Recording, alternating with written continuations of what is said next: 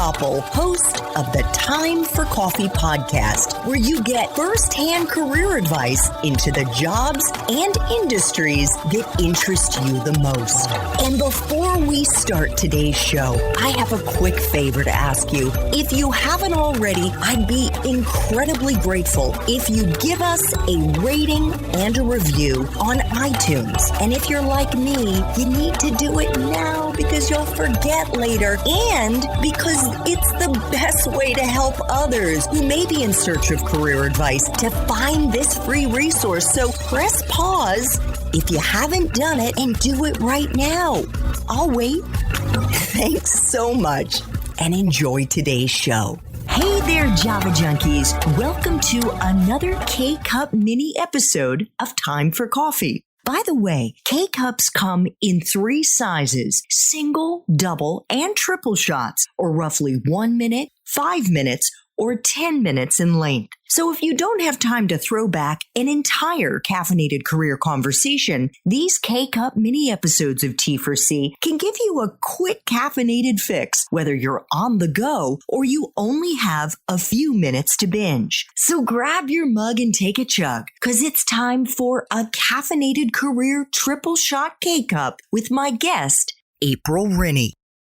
So perhaps we could start at a meta level, April, and why you wanted to write this book, which was published in the second half of 2021, but which you had started working on well before the start of the pandemic, and what those 8 superpowers are for thriving in constant change.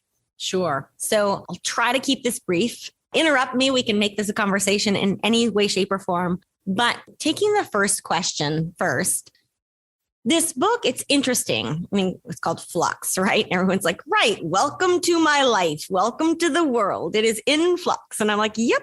Now, the interesting thing is, though, I didn't write this book about COVID.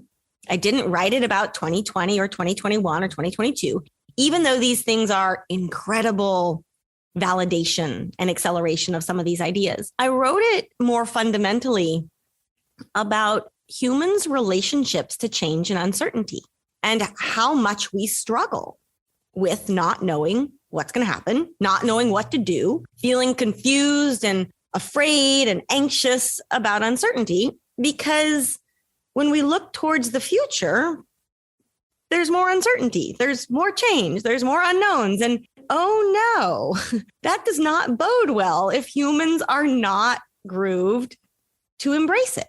And so there's this longer, I call it, the book is both timely in that like people are like, oh, right, flux right now, here today. But it's this more timeless arc of human experience around how much change we're all having to deal with, how much uncertainty, but also this ever faster pace of change.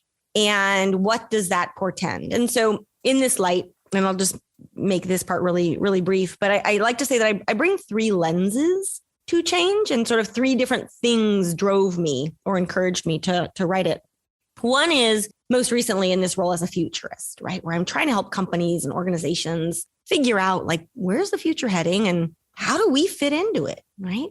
And in this capacity, I've just seen time and again how every single organization, and I would say every single person on the planet, struggles with change in some way.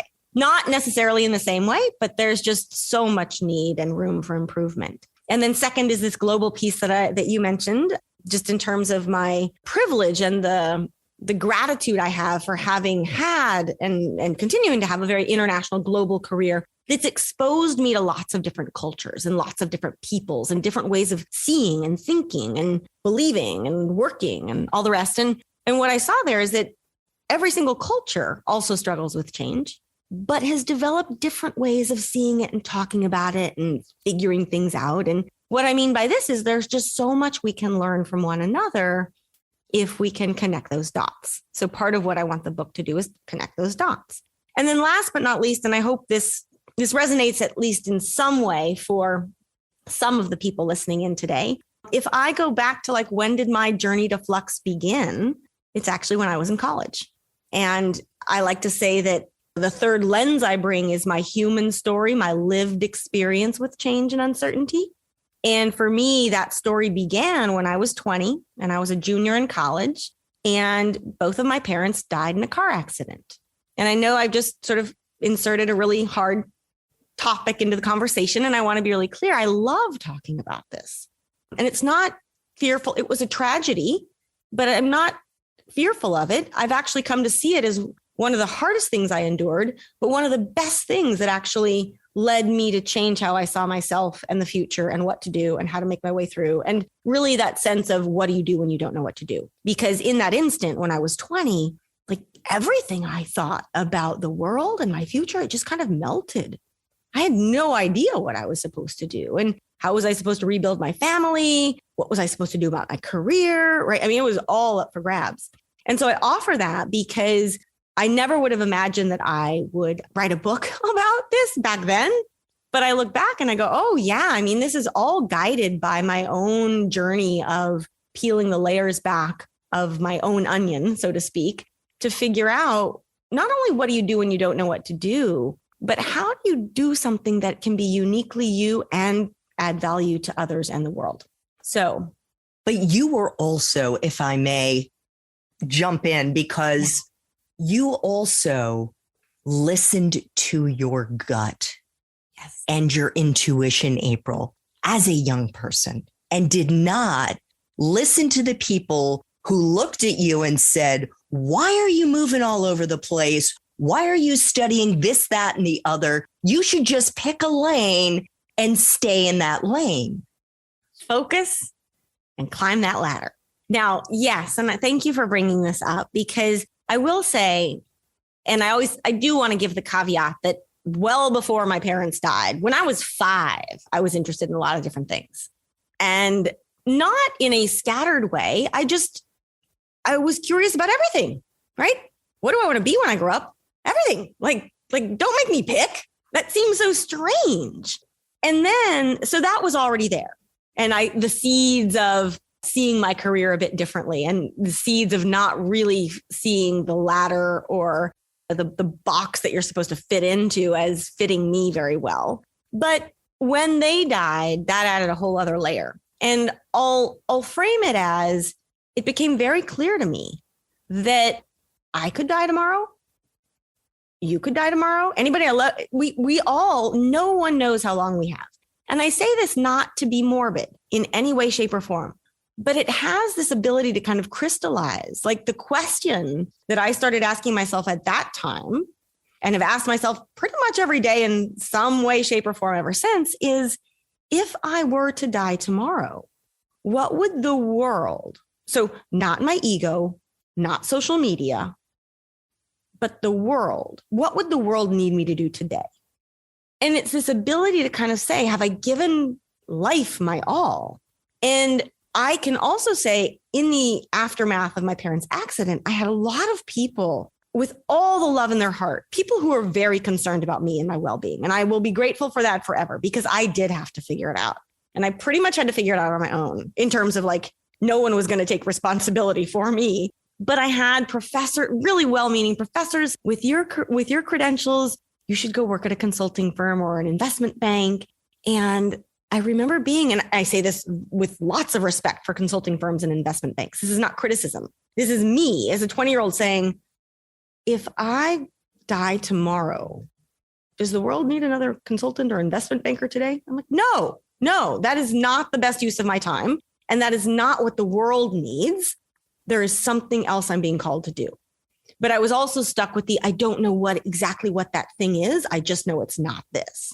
And it became my responsibility to figure out what that thing is. And in the process, though, what I discovered is that it didn't have to fit into someone else's box. If I was willing to invest my time and sweat, do the hard work, but also I did have to push back on people who loved me, people who wanted what was best for me, but that I knew wasn't in my heart. And so I can also confide in this. This might have come up on our earlier conversation. I still remember early in my career, in my 20s, and exactly what you were echoing earlier, where people were like, what are you doing? Because instead of working at a consulting firm or an investment bank, I opted to go and guide hiking and biking trips in various places around the world.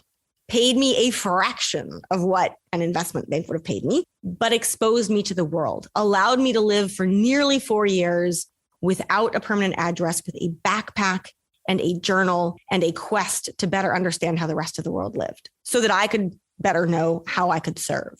And these colleagues that were like, you're a dilettante, you're escaping something, like, who are you to do this? You're basically, your career is going to crash. And I would be like, I don't think they understand what I'm after here. I'm not after climbing a ladder. I'm not after just making a bunch of money. There's so much more to what's going on here. And several years passed and I ended up, I went to grad school and I kind of started getting my feet a bit more on the ground, and then started developing these more unique career paths. And the very same colleagues, I still remember the day they came to me, and the same people that had given me such a hard time and basically poo-pooed everything I was doing. And that at a really tender, raw time in my life, I still had to push back and say, no, you don't understand what I'm going for here. They came to me and they were like, oh, now we see what you're doing. Hey, how do we do that? And I remember being like, don't be so quick to judge how another person sees their career evolving. And from that point forward, it also gave me the confidence to be like, there are a bunch of different ways to think about your career, to design your career, to pursue your career, etc. And more, only one of them is this sort of ladder. And this ladder is not necessarily the best way for a lot of people to do it. Thanks for tuning in to this K-Cup mini episode of Time for Coffee. If you want to listen to our entire caffeinated career conversation, please check out the show notes for this episode. Thanks so much for listening to this latest episode of T4C. And if you're interested in learning more about my coaching services for confused college students and recent grads, feel free to check out the Time for Coffee website under the coaching tab at time4coffee.org, or text me at 202-236-5712. That's 202-236-5712.